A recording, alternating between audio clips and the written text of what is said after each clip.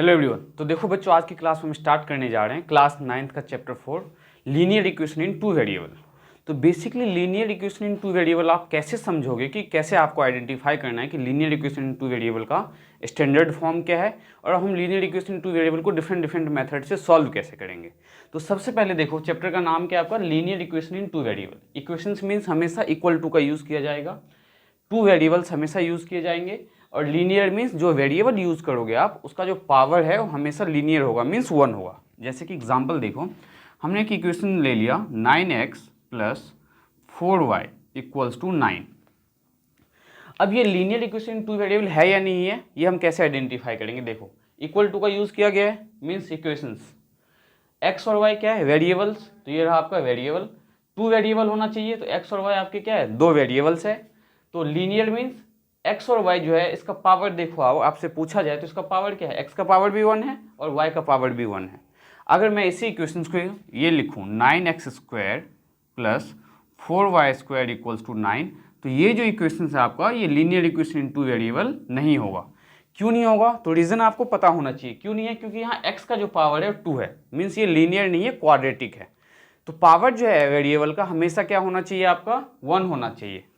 तो standard form की अगर हम बात करें, standard form of linear equation, standard form of linear equation means standard form आपका क्या होना चाहिए। ध्यान से समझना आप कि standard form of linear equation क्या है।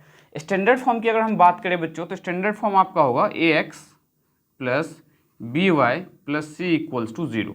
ये है आपका लीनियर इक्वेशन का स्टैंडर्ड फॉर्म। मीन्स जो भी आपके पास इक्वेशंस दिया होगा लीनियर इक्वेशंस, आपको इस फॉर्म में उसे कन्वर्ट करना है।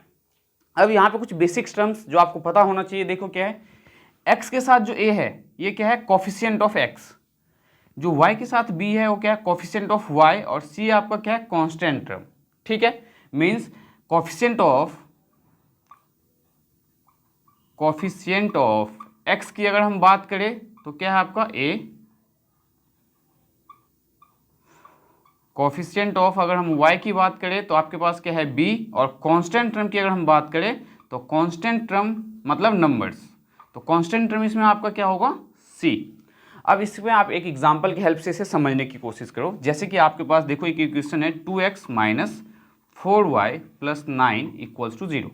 ये आपका क्या है, linear equation in two variable. दो वेरिएबल है आपके पास, इक्वल टू का यूज़ किया गया है, और x का जो पावर है वो भी 1 है और जो y का पावर है वो भी 1 है। ठीक है, तो इस टाइप में अगर आपसे पूछा जाए कि a b c की वैल्यू क्या है, तो आप इसे किससे कंपेयर करोगे, स्टैंडर्ड फॉर्म ऑफ इक्वेशन से। तो standard form of linear equation, तो standard form of linear equation आपका क्या है, that is ax plus B Y plus C equals to 0। अब देखो, ये आपका standard form of linear equation है और ये 2x minus 4y plus 9 equals to 0 है। इन दोनों को जब आप कंपेयर करोगे तो यहाँ x, यहाँ भी x, तो x के साथ क्या है a, मीन्स ये जो 2 है आपका क्या है a, तो a इक्वल्स टू क्या आ गया 2।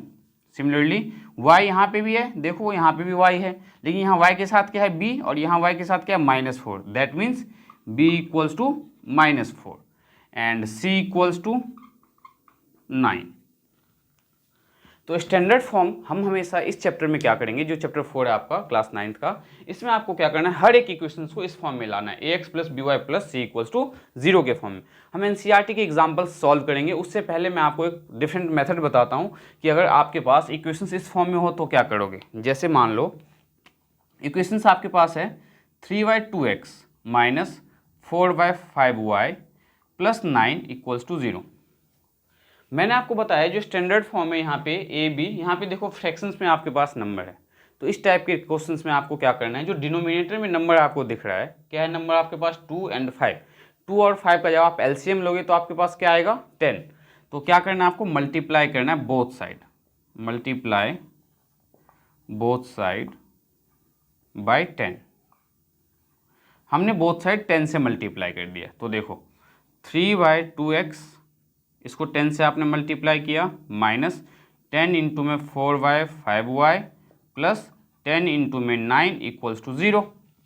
अब 2 1 जा 2, 2 5 जा 10, तो 2 से इस 10 को कैंसिल करोगे तो यहाँ क्या आएगा 5, और 5 3 जा 15x माइनस 5 1 जा 5, 5 2 जा 10 और 4 2 जा 8y प्लस 10 9 जा 90 इक्वल्स टू 0। देखो ये आपका फिर से स्टैंडर्ड फॉर्म में चेंज हो गया।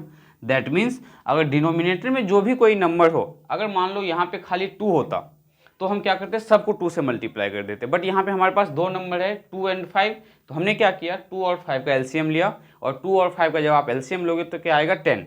10 से ईच एंड एवरी टर्म को आपको मल्टीप्लाई करना है, इसे भी 10 से मल्टीप्लाई करना है, इसे भी 10 से मल्टीप्लाई करना है और इसे भी 10 से, और राइट साइड जब आप 10 से मल्टीप्लाई करोगे 0 को तो 0 ही मिलना है। तो standard form of linear equation आपको याद रखना है ax plus B Y plus C equals to 0। अब ये जो इक्वेशंस है इसमें अगर आपसे a की वैल्यू पूछा जाए तो a इक्वल्स टू क्या होगा 15, b इक्वल्स टू क्या होगा माइनस का 8 एंड c इक्वल्स टू क्या होगा 90। सिमिलरली हमने जैसे a b c की वैल्यू फाइंड किया है, ऐसे हम देखो एक एनसीईआरटी में अगर आप एग्जाम्पल 1 देखो, एग्जाम्पल 1 दिया गया है write each of the following equation in the form of ax plus B Y plus C equals to 0। ax plus B Y plus C equals to 0 ये आपका स्टैंडर्ड फॉर्म है। हर एक इक्वेशन को आपको इस फॉर्म में लिखना है and find the value of, indicate the value of a b and c in each case. Each case मतलब सब में आपको ए बी सी की वैल्यू भी बताना है। तो सबसे फर्स्ट पार्ट देखो एग्जाम्पल 1 जो है आपका पेज नंबर 67 पे दिया हुआ है। क्या दिया हुआ है आपके पास 2x plus 3y equals to 4.37। तो स्टैंडर्ड फॉर्म क्या है आपका, यहाँ पे आप सबसे पहले लिखो standard form, that is standard form की अगर हम बात करें तो स्टैंडर्ड फॉर्म क्या है हमारा ax plus B Y plus C equals to 0। अब देखो यहाँ पे ये स्टैंडर्ड फॉर्म में नहीं है, क्यों नहीं है, क्योंकि जो कांस्टेंट वाला जो नंबर है वो राइट साइड में, इसे क्या करना है आपको लेफ्ट साइड में लेके आना है। और जब आप लेफ्ट साइड में लेके आओगे बच्चों तो जो नंबर इधर प्लस में है वो लेफ्ट साइड में आके माइनस में होगा, जो नंबर इधर नेगेटिव है वो इधर आके पॉजिटिव होगा। तो आप स्टैंडर्ड फॉर्म में कैसे लिखोगे 2x plus 3y minus 4.37 equals to 0। ठीक है, अब यहाँ से देखो ये आ गया आपका स्टैंडर्ड फॉर्म में। ठीक है, standard form means ax plus B Y plus C equals to 0 के फॉर्म में। अब हम यहाँ से a और b और c की वैल्यू फाइंड करेंगे। तो a की वैल्यू क्या है, x के साथ जो होगा हमेशा a होगा, मीन्स a इक्वल्स टू 2। जो y के साथ होगा वो हमेशा आपका b होगा, तो y के साथ क्या है 3, तो b equals to 3 and c क्या है माइनस 4.37। सिमिलरली सेकेंड पार्ट देखो, इसमें क्या दिया हुआ है आपके पास x minus 4 equals to √3y। ये भी आपका स्टैंडर्ड फॉर्म में नहीं है, तो आप यहाँ पे लिखो स्टैंडर्ड फॉर्म क्या है, स्टैंडर्ड फॉर्म। तो स्टैंडर्ड फॉर्म क्या है आपका ax plus B Y plus C equals to 0। तो अब √3y को जब आप लेफ्ट साइड लेके आओगे मीन्स x के बाद हम क्या कौन सा टर्म लिखते हैं y वाला टर्म, और इसको जब लेफ्ट साइड लेके आओगे तो माइनस का √3y और ये माइनस का 4 इक्वल्स टू क्या हो गया 0। अब यहाँ पे a की वैल्यू देखो क्या है, x के साथ जब कोई नंबर नहीं हो मीन्स ओनली x लिखा हो तो हमेशा ध्यान में रखना है आपको x या y के साथ जब कोई नंबर नहीं हो तो क्या होता है 1 होगा। तो x के साथ क्या है यहाँ पे 1, तो a equals to 1, b equals to minus का √3 and c equals to minus का 4। ये आपका a b एंड c। तो अब आपको बहुत इजी और बहुत ही सिंपल मेथड से समझ में आ गया होगा कि स्टैंडर्ड फॉर्म ऑफ आपसे लीनियर इक्वेशन की बात करें तो ax plus B Y plus C equals to 0 होगा। a b c की वैल्यू फाइंड करने के लिए बोला जाए तो x के साथ जो नंबर होगा मीन्स x के साथ जो कॉफिशिएंट होगा, मैंने कॉफिशिएंट आपको इसलिए बताया क्योंकि आपने क्लास 8th में जो है फैक्टराइजेशन में किया होगा। तो कॉफिशिएंट का मीनिंग क्या है, कॉफिशिएंट ऑफ x का मतलब है कि x के साथ जो नंबर है, कॉफिशिएंट ऑफ y का मतलब जो y के साथ नंबर है, और जो कांस्टेंट टर्म है दैट इज कांस्टेंट जो वैल्यू आपके पास गिवन होगी। तो इस टाइप से हम किसी भी लीनियर इक्वेशन इन 2 वेरिएबल में a b c की वैल्यू फाइंड कर सकते हैं। तो फर्स्ट एक्सरसाइज हम स्टार्ट करेंगे, तो देखते हैं फर्स्ट एक्सरसाइज का फर्स्ट क्वेश्चन क्या है हमारे पास।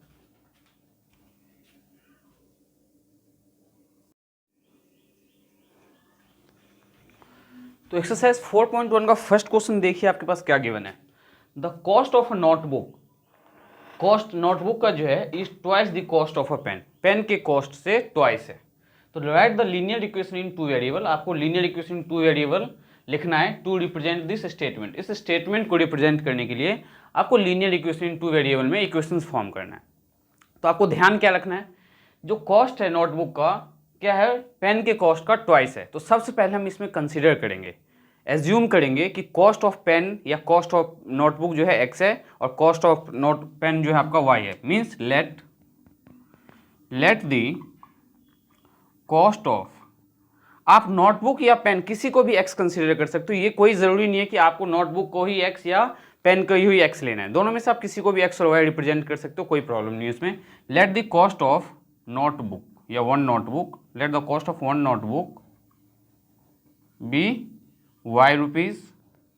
हमने एक नोटबुक का जो कॉस्ट है वो y रुपीज़ कंसिडर कर लिया है, and the cost of one pen will be x rupees. हमने क्या किया, एक नोटबुक का कॉस्ट y रुपीज़ और एक पेन का कॉस्ट हमने x रुपीज़ कंसिडर कर लिया है। अब आपको क्या करना है, दोनों को इक्वल पुट करना है, x इक्वल्स टू y। अब ध्यान क्या देना है आपको, इसने क्या कहा था, the cost of a notebook, notebook का जो कॉस्ट है वो पेन के कॉस्ट बुक का ट्वाइस है। तो पेन देखो इसमें से कौन सा पेन का कॉस्ट x है, तो इसमें आपको क्या करना है, 2 से मल्टीप्लाई कर देना है।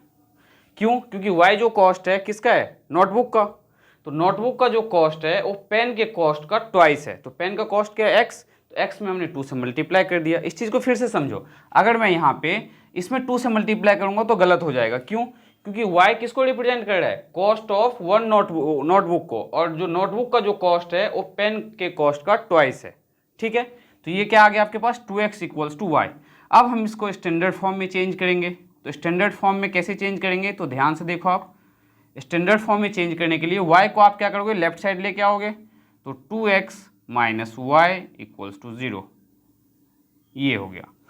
अब इसी का और सेकंड ऑप्शन क्या है, देखो अगर आपने एक पेन का कॉस्ट, जैसे यहाँ पे मैंने कॉस्ट ऑफ नोटबुक को x लिया था, अगर मैं लेता हूँ let the cost of one notebook